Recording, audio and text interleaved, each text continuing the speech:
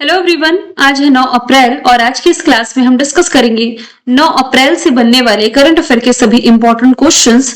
Previous class में हमने देखा था कि भारतीय नौसेना में शामिल तीसरी परमाणु संचालित पनडुब्बी का नाम आईएनएस अरिदमन है। इससे पहले आईएनएस अरिहंत और अरिघात शामिल की गई थी। सेल के सीएमडी बने हैं कृष्ण कुमार सिंह। चांद की कक्षा में जाने वाली पहली महिला क्रिस्टलीना कोच। और इंटीग्रेटेड भूमि रिकॉर्ड प्रबंधन और पंजीकरण के लिए भूभारती पोर्टल लॉन्च किया है तेलंगाना ने। श्रीलंका की अर्थव्यवस्था को बढ़ावा देने के लिए वर्ल्ड बैंक ने नई पंचवर्षीय साझेदारी शुरू करी है। सैफ अंडर 20 चैंपियनशिप 2026 ये जीता है बांग्लादेश ने। किस स्थान पर माटी 9 नामक पूर्वांचल महोत्सव आयोजित किया गया? दिल्ली में। कौन भारत की पहली खुले तौर पर क्वीर सांसद बनी है? मेनका गुरुस्वामी। राष्ट्रीय समुद्री दिवस 5 अप्रैल को मनाया जाता है। और अभी हाल ही में एशियाई स्क्वैश फेडरेशन के द्वारा जो अवार्ड दिया गया men's player of the year Abhay Singh को और junior girls player of the year Anaha Singh को चुना गया। तो सभी क्वेश्चंस हमने देखे हैं प्रीवियस क्लास में। शुरू करते हैं आज का हमारा पहला सवाल। सवाल है, किसकी मध्यस्थता में ईरान और अमेरिका के बीच 2 हफ्ते के सीज फायर पर सहमति बन गई है? तो इसमें मध्यस्थता किसने बनाई है? पाकिस्तान ने। ऑप्शन बी इसका राइट आंसर हो जाएगा। अभी ईरान और अमेरिका के बीच जो स्थिति चल रही थी, युद्ध जैसी स्थिति बन गई थी, तो अमेरिका और ईरान के बीच 40 दिन से जो जंग जारी है, इसके बाद आखिरकार 2 हफ्ते के यानी कि लगभग 14 दिनों के सीज फायर पर सहमति बन गई है। और ट्रंप ने ईरान की 10 शर्तों पर बात मंजूर करी है और शाहबाज शरीफ का इस्तेमाल इज्जत बचाने के लिए किया गया, आप ये कह सकते हैं। सबसे पहली बात तो यहाँ पर जो टर्म लिखा हुआ है सीज फायर, ये होता क्या है? देखिए, सीज फायर या इसे ही आप कह सकते हैं युद्ध विराम, यानी कि 2 या 2 से अधिक जो पक्ष है इनके द्वारा आपसी सहमति से लड़ाई या फिर गोलीबारी या फिर जो सैन्य कार्यवाही चल रही है, इसे अस्थायी या स्थायी रूप से रोक देना, है ना। तो एक तरह का शांति बहाली या बातचीत का रास्ता खोजने का एक ऑप्शन आप इसे कह सकते हैं। तो ये सीज फायर पर सहमति अभी हाल ही में ईरान और अमेरिका के बीच लगी है, जिसमें कि मध्यस्थता निभाई है पाकिस्तान ने। काफी दिनों से हमने पाकिस्तान के बारे में देखा नहीं है, तो ये इंडिया के मैप में कंधे पर बैठा हुआ पाकिस्तान है, जो कि रेड क्लिफ लाइन के माध्यम से भारत से सेपरेट होता है। राजधानी इस्लामाबाद, करेंसी रुपया, राष्ट्रपति आसिफ अली जरदारी, प्रधानमंत्री शाहबाज शरीफ है। पाकिस्तान ने अफगानिस्तान के खिलाफ जो कार्यवाही की, इसका नाम ऑपरेशन गजब-ए हक दिया गया, क्योंकि यदि आप देखें ना तो अफगानिस्तान और पाकिस्तान बॉर्डर शेयर करते हैं। डूरन लाइन इन दोनों के बीच में अंतरराष्ट्रीय सीमा रेखा का नाम है। और इसी पाकिस्तान में भारत ने कुछ समय पहले ही ऑपरेशन सिंदूर की शुरुआत करी थी, लास्ट ईयर मई के महीने में। भारत और किस पड़ोसी देश ने काउंसिल समझौते के तहत कैदियों की लिस्ट का आदान प्रदान किया है? तो ये भारत और पाकिस्तान के बीच में ही रिसेंटली हुआ है। और पाकिस्तान ने अफगानिस्तान के खिलाफ जो ऑपरेशन चलाया, अच्छा, सैन्य कार्रवाई को नाम दिया गया ऑपरेशन गजब-ए हक। ये 2 क्वेश्चन है जो रिपीट हो गए हैं। यहां से एक ऑपरेशन सिंदूर वाला फैक्ट मैं आप लोगों के लिए ऐड कर दूंगी। यदि आपसे पूछा जाता कि सिंधु नदी विवाद किन 2 देशों के बीच में है, तो ये भारत और पाकिस्तान के बीच ही हो जाएगा। अगला सवाल है, विश्व की पहली ऐसी तीरंदाजी चैंपियन कौन बनी जिसने हाथ पैर की गंभीर अक्षमता यानी कि डिसेबिलिटी के बावजूद वर्ल्ड पैरा तीरंदाजी सीरीज 2026 में गोल्ड मेडल जीता है? तो आंसर इसका पायल नाग हो जाएगा। ऑप्शन ए इसका राइट आंसर है। स्पोर्ट्स जगत में ये नाम काफी ज्यादा सुर्खियों में रहा है, इसलिए इस क्वेश्चन को आप ध्यान से देखें। ओडिशा की 18 वर्षीय जो पायल है, इन्होंने अप्रैल के महीने में थाईलैंड की कैपिटल बैंकॉक में विश्व तीरंदाजी पैरा सीरीज में वर्ल्ड चैंपियन शीतल देवी को 139, 136 से हरा करके गोल्ड मेडल जीता। जो इनकी आइडल थी, इन्हें ही हरा दिया है इन्होंने फाइनल में। बलांगीर जिले में दिहाड़ी मजदूर के घर ये जन्मी जो पायल नाग है, 8 साल की उम्र में बिजली का झटका इन्हें लगा था, हाथ पैर में गंभीर चोटें आई थी और ये चले भी गए थे, हमेशा के लिए खो दिए इन्होंने। जैसे कि आप शीतल देवी को जानते होंगे, तो शीतल देवी ये पैरों से तीरंदाजी करती है, यानी कि पैर है इनके, दोनों हाथ नहीं है। लेकिन यहाँ पर ये जो पायल नाग जिनका हम डिस्कशन कर रहे हैं, इनके हाथ पैर नहीं है। इस घटना के बाद उन्होंने कुछ समय अनाथालय में बिताया है, मतलब कि हाथ पैर जब चले गए अनाथालय में समय बिताया। और देखिए इनकी किस्मत इन्हें आज कहाँ ला करके खड़ी है। तीरंदाजी चैंपियन यानी कि विश्व तीरंदाजी चैंपियनशिप में ये गोल्ड जीत करके इतिहास रच दी है। कहानी काफी ज्यादा इंस्पायरिंग है और न्यूज चैनलों में इनका नाम बहुत कम कवर किया जा रहा है, लेकिन आप ध्यान रखें ये क्वेश्चन आपको एग्जाम के पॉइंट ऑफ व्यू से याद रखना है। सवाल तीसरा है, निम्नलिखित में से कौन है जो कि आईपीएल में 200 विकेट लेने वाले पहले तेज गेंदबाज बने हैं? तो भुवनेश्वर कुमार इसका राइट आंसर हो जाएगा। भुवनेश्वर कुमार जो है आईपीएल के इतिहास में 200 विकेट लेने वाले पहले तेज गेंदबाज बने। इन्होंने आईपीएल 2026 सीजन में रॉयल चैलेंजर्स बैंगलोर की ओर से खेलते हुए ये ऐतिहासिक उपलब्धि हासिल करी है। रॉयल चैलेंजर्स बैंगलोर आईपीएल के इतिहास की सबसे महंगी टीम बनी है, ये करंट अफेयर में हमने देखा है। इसके अलावा इसके जो कैप्टन है रजत पाटीदार है। महिलाओं का जो वुमेन आईपीएल है इसमें 2 खिताब आरसीबी के नाम है। देखिए महिलाओं का आईपीएल 2023 खेला गया, 2024, 2025 और 2026, जिसमें कि पहला और तीसरा सीजन जीता है मुंबई इंडियंस ने, चौथा और दूसरा सीजन ये रॉयल चैलेंजर्स बैंगलोर के नाम रहा है। ये इंपॉर्टेंट आपको याद रखना है। पुरुषों का आईपीएल का 18 सीजन हो चुके हैं, 18वां सीजन आरसीबी ने जीता था। अभी इस साल जो चल रहा है ये इसका 19वां सीजन हो जाएगा। Jasprit Bumrah T20 world cup में ये प्लेयर ऑफ द मैच चुने गए थे और प्लेयर ऑफ द सीरीज जो है ये संजू सैमसन चुने गए थे। अभी अमेरिकी लीग के लिए चुने जाने वाले पहले भारतीय आर अश्विन बने, ये हमने करंट अफेयर में देखा है। स्पोर्ट्स का डिस्कशन है तो सैफ अंडर 20 का खिताब जीता बांग्लादेश ने भारत को हरा करके। Mains player of the year ये स्क्वैश में अभय सिंह ने, फीमेल कैटेगरी में नाहद सिंह ने। यूएस मेजर लीग क्रिकेट में शामिल पहले भारतीय आर अश्विन बने। Mains T20 world cup Bharat ने जीता, एशिया हॉकी कप भारत ने जीता और ICC women's world cup Bharat ने जीता। मियामी ओपन में मेंस सिंगल का टाइटल यानिक सिनर ने, वुमेन सिंगल का अरियाना सबालेंका ने। ये फैक्ट मैं आपको बता चुकी हूँ। संतोष ट्रॉफी सर्विसेज ने, ये भी बता चुकी। Pro wrestling league Haryana thunder's ने, सैयद मुश्ताक अली ट्रॉफी झारखंड ने, Sultan Azlan Shah hockey cup Belgium ने और डेविस कप जीता इटली ने। सवाल चौथा है, हाल ही में भारत ने किस देश को मानवीय सहायता के रूप में 1000 मीट्रिक टन चावल की खेप भेजी है? तो आंसर इसका बुर्किनो फासो हो जाएगा। ऑप्शन बी इसका राइट आंसर है। तो भारत ने मानवीय सहायता के रूप में बुर्किनो फासो जो कि अफ्रीकी कंट्री है इसे 1000 मीट्रिक टन चावल की खेप भेजी। इस पहल का उद्देश्य है कमजोर समुदाय और आंतरिक रूप से विस्थापित व्यक्तियों के लिए खाद्य सुरक्षा यानी कि फूड सिक्योरिटी का समर्थन करना। जिस कंट्री का हम डिस्कशन कर रहे हैं ये अफ्रीका महाद्वीप में स्थित है। राजधानी इसकी हो जाएगी ओगाडोगो, करेंसी हो जाएगी CFA फ्रैंक, राष्ट्रपति हो जाएंगे इब्राहिम ट्राओरे और अफ्रीका महाद्वीप का पार्ट है जो कि जनसंख्या और क्षेत्रफल दोनों की ही दृष्टि से देखा जाए तो दुनिया का दूसरा सबसे बड़ा महाद्वीप है। इसे आप अंध महाद्वीप भी कहते हैं। इकलौता ऐसा महाद्वीप है जिससे कि कर्क रेखा, मकर रेखा, विषुवत रेखा ये तीनों ही गुजरती हैं। यहाँ पर मेडागास्कर की लोकेशन है जो कि पहले अफ्रीका का ही पार्ट था, मतलब यहाँ पहले जुड़ा हुआ था। प्लेट टेक्टोनिक की घटना के कारण ये इससे सेपरेट होता चला गया। यहाँ पर हॉर्न ऑफ अफ्रीका आप देखेंगे। हॉर्न ऑफ अफ्रीका में 4 देश शामिल हैं, सोमालिया, इथियोपिया, इरिट्रिया और जिबूती। ये 4 कंट्री आपको रिलेट करनी है जो कि हॉर्न ऑफ अफ्रीका का पार्ट है। यहीं से विक्टोरिया लेक से निकलती दुनिया की सबसे लंबी नदी नील नदी जो कि अंत में जाकर के मेडिटेरियन सी में जाकर के समा जाती है। 5वां सवाल है, विश्व स्वास्थ्य संगठन का 40 नंबर का मंत्री स्तरीय सम्मेलन कहां आयोजित किया गया? तो ये भी हाल ही में कैमरून याओंडे में आयोजित किया गया था 26 से 30 मार्च तक।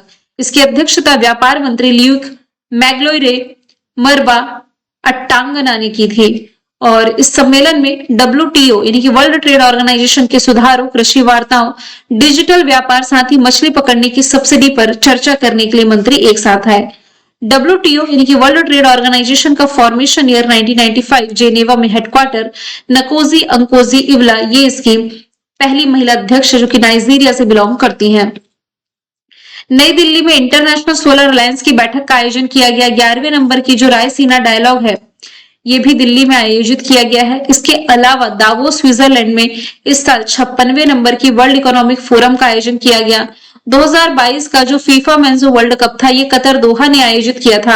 अब 4 साल के गैप के बाद 2026 में होने जा रहा है जिसे कि USA, मैक्सिको और कनाडा होस्ट करेंगे। सवाल 6वां है। अच्छा, इवेंट एंड समिट पर नजर डालते हैं। इस साल का G7 फ्रांस होस्ट करेगा, G20 अमेरिका। प्रवासी वन्य जीवों के संरक्षण पर सम्मेलन आयोजित किया गया ब्राजील के कैंपो ग्रांडे में। Mobile world congress Barcelona Spain में। World ocean science congress Goa में। म्यूनिक सुरक्षा सम्मेलन जर्मनी में। 39 नंबर का अफ्रीकी संघ शिखर सम्मेलन अदिस अबाबा इथियोपिया में। 28वां राष्ट्रीय सम्मेलन विशाखापट्टनम में। भारत अंतरराष्ट्रीय चावल सम्मेलन दिल्ली में। विश्व सागौन सम्मेलन कोच्चि केरला में। एससीओ समिट चाइना में। 28वीं यूनिवर्सल पोस्टल कांग्रेस यूएई में। विश्व बैडमिंटन चैंपियनशिप भारत में इस साल की, और दूसरा बिम्स्टेक बंदरगाह सम्मेलन विशाखापट्टनम आंध्र प्रदेश में। हाल ही में वियतनाम के राष्ट्रपति के रूप में किसे नियुक्त किया गया है? तो देखिए, अभी हाल ही में जो तो लाम है, जिनकी इमेज आप देख पा रहे हैं, रिसेंटली ये वियतनाम के राष्ट्रपति चुन लिए गए हैं। कम्युनिस्ट पार्टी के महासचिव हैं। राष्ट्रीय सभा में उन्हें सर्वसम्मति से समर्थन प्राप्त हुआ। ये पूरे वोट से इन्होंने अपने नाम किए हैं। वियतनाम की कैपिटल हनोई। करेंसी वियतनामी डोंग है। भाषा जो यहाँ बोली जाती है ये हो जाएगी वियतनामी। विम्बेक्स एक्सरसाइज जो कि भारत और वियतनाम के बीच है। राष्ट्रपतियों के नियुक्तियों का डिस्कशन करें तो म्यांमार के नए राष्ट्रपति मिन आंग हाइंग, चिली के जोस एंटियोनियो कॉस्ट, युगांडा के योवेरी मुसेवेनी, अर्जेंटीना के जेवियर मिलई, अमेरिका के डोनाल्ड ट्रंप, मैक्सिको के क्लाउडिया शेनबाम, क्रोएशिया के जोरान मिलोविक, यूक्रेन के व्लादिमीर जेलेंस्की, श्रीलंका के अनुरा दिसानायके, ताइवान के लाई चिंगटे, पाकिस्तान के आसिफ अली जरदारी, इजिप्ट के अब्दुल फतह अल सीसी, साउथ अफ्रीका के सिरिल रामाफोसा, रशिया के व्लादिमीर पुतिन, अल्जीरिया के अब्दुल मजीद तैबोने, रवांडा के पॉल कागामे, लिथुआनिया के गितानस नौसेदा, आइसलैंड के हल्ला टॉमस रॉटर, चाइना के सी जिनपिंग, नामीबिया के नेटुम्बू नंदी नदैतवा, सूरीनाम के जेनिफर सिमन, सेशल्स के पेट्रिक हरमनी, बोलीविया के रिगोपाज और आयरलैंड के हो जाएंगे कैथरीन कोनोली। G7 की अध्यक्षता में 2026 में फ्रांस ने किस शहर में वन हेल्थ समिट की मेजबानी की थी? तो फ्रांस इस साल G7 होस्ट कर रहा है, ये तो हमने देख लिया, लेकिन फ्रांस के किस शहर में? तो फ्रांस के लियोन शहर में वन हेल्थ समिट का आयोजन रिसेंटली किया गया था 7 अप्रैल 2026 को वर्ल्ड हेल्थ डे के मौके पर। इस सम्मेलन में मानव पशु पारिस्थितिकी तंत्र के स्वास्थ्य को इंटीग्रेट करते हुए वन हेल्थ दृष्टिकोण को बढ़ावा दिया गया। इसका पर्पस रहा है विज्ञान आधारित और समन्वित वैश्विक स्वास्थ्य नीतियों को आगे बढ़ाना, यानी कि advance science based and coordinated global health policies को प्रमोट करने के पर्पस से यह आयोजित किया गया है। अब यदि बात की जाए G7 की, G7 यानी कि ग्रुप ऑफ 7, ये एक संगठन है जो कि 7 देशों का समूह है। अभी 7 देशों को याद रखने की ट्रिक मैं आप लोगों को बता देती हूँ, बहुत इजी है। जैसे कि ग्लोब में आप 7 महाद्वीप पढ़ते हैं, ये हो गया आपका नॉर्थ अमेरिका, ये साउथ अमेरिका, ये अफ्रीका हो गया, यूरोप हो गया, ये आपका एशिया हो गया, और यहाँ पर आपका ऑस्ट्रेलेशिया वाला क्षेत्र हो गया। तो जो 7 मेंबर कंट्री हैं, इसमें आप नीचे के सभी महाद्वीपों को हटा दीजिए। नीचे के किसी भी महाद्वीप के कोई भी देश इसके मेंबर नहीं। आप साउथ अफ्रीका माफ कीजिएगा, आप साउथ अमेरिका हटा दीजिए, आप अफ्रीका हटा दीजिए, आप ऑस्ट्रेलेशिया हटा दीजिए, ठीक है। अच्छा, यहाँ अंटार्कटिका महाद्वीप हमने नहीं लिया, तो यहाँ पर देखिए मानव बसाहट है ही नहीं, तो ऑब्वियसली इसमें कोई देश नहीं है। तो ये 4 महाद्वीप हमने निकाल दिए कि कोई भी देश इन 4 महाद्वीप से G7 का पार्ट नहीं है। केवल ऊपर ऊपर के 3 महाद्वीपों को हमें सेलेक्ट कर लेना है। अब ऊपर ऊपर के कौन कौन से महाद्वीप आप देख पा रहे हैं? यहाँ पर नॉर्थ अमेरिका, ये यूरोप और एशिया, जितनी भी मेंबर कंट्री है इसी की है। चलिए रिलेट करते हैं। सबसे इजी ट्रिक है, एशिया से एक लौता इसका सदस्य देश है जापान। भारत भी इसका मेंबर नहीं, जरूर याद रखें। तो एशिया से जो मेंबर कंट्री निकल करके आई जापान। नॉर्थ अमेरिका से 2 मेंबर कंट्री हैं। यदि मैप में देखेंगे तो सबसे ऊपर कनाडा, कनाडा से सेंट लॉरेंस रिवर के माध्यम से सेपरेट होता है यहाँ पर अमेरिका, तो यहाँ पर कनाडा और अमेरिका ये हो गए, तो 1, ये 2, ये 3। बाकी के जो 4 मेंबर कंट्री हैं ये आपकी यूरोप महाद्वीप की पार्ट है। यहाँ पर यूके, यहाँ पर फ्रांस, दोनों के बीच में इंग्लिश चैनल मैंने आपको बताया ही है। तो यूके, फ्रांस, यहाँ से जर्मनी और इटली, ये जूते आकार का निकला हुआ दिख रहा है, मेटेरियल सी से सीमा साझा करता हुआ, तो ये इसके पार्ट हो जाएंगे। एशिया से कौन है? जापान। नॉर्थ अमेरिका से कनाडा और अमेरिका। यूरोप से कौन हो जाएगा? यूके, फ्रांस, इटली और जर्मनी। 8वां सवाल है, भारत का पहला प्रोटोटाइप फास्ट ब्रीडर रिएक्टर किस राज्य में स्थापित है? तो तमिलनाडु इसका राइट आंसर हो जाएगा। ऑप्शन ए इसका राइट आंसर है। तो prototype fast breeder reactor Tamil Nadu के कलपक्कम में स्थित भारत का पहला स्वदेशी 500 मेगावाट परमाणु रिएक्टर है जो कि प्लूटोनियम आधारित ईंधन और तरल सोडियम कूलेंट को यूज करता है और ये रिएक्टर अपनी खपत से अधिक ईंधन पैदा करने में सक्षम है। यहाँ पर जो टर्म लिखा हुआ है U-238, ये प्राकृतिक रूप से पाया जाने वाला यूरेनियम आप कह सकते हैं, एक रेडियोधर्मी भारी धातु है। और यहाँ पर जो Pu-239 लिखा हुआ है इसे आप प्लूटोनियम कह सकते हैं, है ना। मतलब परमाणु रिएक्टर में ईंधन के रूप में इसका उपयोग किया जाता है ना। तो ये जितना खपत करता है उससे कहीं अधिक ये पैदा करने में सक्षम है, जो भारत के परमाणु ऊर्जा कार्यक्रम के दूसरे चरण को गति देता है। अब ये जो प्रोटोटाइप फास्ट ब्रीडर रिएक्टर, इसकी मुख्य विशेषता क्या है? एडवांस टेक्नोलॉजी है, ये तीव्र न्यूट्रॉन का उपयोग करती है, इसलिए इसे फास्ट ब्रीडर कहा जाता है। इसके फ्यूल एफिशिएंसी की यदि बात की जाए तो ये परमाणु रिएक्टरों की तुलना में बहुत अधिक ऊर्जा पैदा कर सकती है और कम ईंधन खपत करता है, जिससे थोरियम के उपयोग का मार्ग प्रशस्त हो जाता है। और भाई देखिए, थोरियम तो भंडार है ही भारत में, उसका कोई दिक्कत ही नहीं है। यहाँ बात की जा रही है भारत के पहले राज्य की, तो वन उत्पादों के लिए प्रमाण सर्टिफिकेट पाने वाला पहला राज्य आंध्र प्रदेश, भाषाई आधार पर गठित भी पहला राज्य आंध्र प्रदेश है। भारत का पहला कास्ट फ्री गांव ये महाराष्ट्र के अहिल्यानगर में स्थित सौंदला है। रोलिंग बजट अपनाने वाला पहला राज्य मध्य प्रदेश, गौ अभ्यारण्य स्थापित करने वाला भी पहला राज्य मध्य प्रदेश है। भारत का पहला महिला वेलनेस ऑन व्हील्स लॉन्च किया तमिलनाडु ने। सबैटिकल लीव योजना और जैविक खेती लागू करने वाला राज्य सिक्किम। भारत की पहली एआई पावर्ड आंगनबाड़ी, जहाजों के लिए समर्पित नीति, गाय को राजमाता की उपाधि और भारत की पहली एआई यूनिवर्सिटी, सभी का आंसर महाराष्ट्र है। भारत की पहली माइनिंग टूरिज्म परियोजना लेकर के आई झारखंड। हॉर्नबिल संरक्षण केंद्र तमिलनाडु में। क्रूज भारत मिशन में शामिल पहला राज्य गुजरात। पहला लकड़ी का गुरुद्वारा। विधानसभा में सांकेतिक भाषा लागू करने वाला राज्य, साथ ही अंतरराष्ट्रीय सीमा पर ड्रोन रोधी प्रणाली तैनात करने वाला राज्य पंजाब है। भारत का पहला तितली अभ्यारण्य, खुद का ओटीटी प्लेटफॉर्म लॉन्च करने वाला, पूर्ण डिजिटल साक्षर राज्य, साथ ही वरिष्ठ नागरिक आयोग स्थापित करने वाला राज्य केरला है। भारत का पहला एआई आधारित सड़क सुरक्षा पायलट प्रोजेक्ट, राज्य की विधानसभा में अनुवाद प्रणाली लागू करने वाला राज्य यूपी है। मृत्यु का अधिकार लागू करने वाला राज्य कर्नाटका। 16 साल से कम उम्र के बच्चों के लिए सोशल मीडिया पर यह प्रतिबंध लगाने जा रहा है, ऐसा भी राज्य कर्नाटक है। ड्रोन पॉलिसी लागू करने वाला पहला राज्य हिमाचल प्रदेश है। बैंकॉक में रिसेंटली आयोजित की गई थी वर्ल्ड आर्चरी पैरा सीरीज। इसमें भारत ने कुल कितने मेडल जीते हैं? 16, यानी कि 16 मेडल भारत ने अपने नाम किए हैं, जिसमें कि 7 गोल्ड है, 5 सिल्वर है और 4 ब्रॉन्ज है। पायल नाग का हमने जस्ट डिस्कशन किया, इन्होंने महिला कंपाउंड इवेंट में शीतल देवी को हरा करके गोल्ड जीता, जबकि तोमन कुमार ने पुरुष कंपाउंड कैटेगरी में गोल्ड जीता है। भावना ने महिला रिकर्व इवेंट में 6-0 से जीत करते हुए गोल्ड मेडल अपने नाम कर लिया है। तो कुछ यहाँ पर चर्चित खिलाड़ियों के नाम भी हमने देख लिए। 10वां सवाल है, हाल ही में कांग्रेस के एक वयोवृद्ध नेता जिन्होंने भारत सरकार में केंद्रीय मंत्री के रूप में कार्य किया था, अभी इनका रिसेंटली अप्रैल के महीने में निधन हुआ। ये थी कौन? मोहसिना किदवई। न्यूज में इनका नाम आप लोगों ने रिसेंटली अभी देखा ही होगा। तो मोहसिना किदवई का अभी कल के दिन निधन हुआ है, 8 अप्रैल को, 94 की उम्र में। ये भारतीय राष्ट्रीय कांग्रेस की वयोवृद्ध नेता थी। इंदिरा गांधी जी और राजीव गांधी जी के कार्यकाल में केंद्रीय मंत्री के रूप में कार्य की। लोकसभा यानी कि मेरठ से लोकसभा और छत्तीसगढ़ से राज्यसभा की सदस्य रही।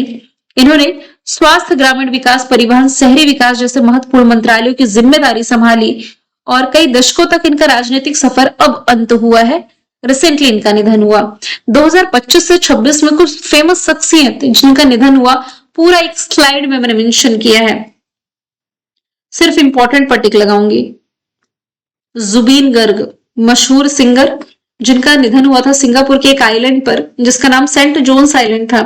बाद में उस आइलैंड ने अपना नाम बदल करके ही जुबीन गर्ग के नाम पर रख दिया। अभिनेता धर्मेंद्र का निधन। विनोद कुमार शुक्ल जो साहित्यकार थे।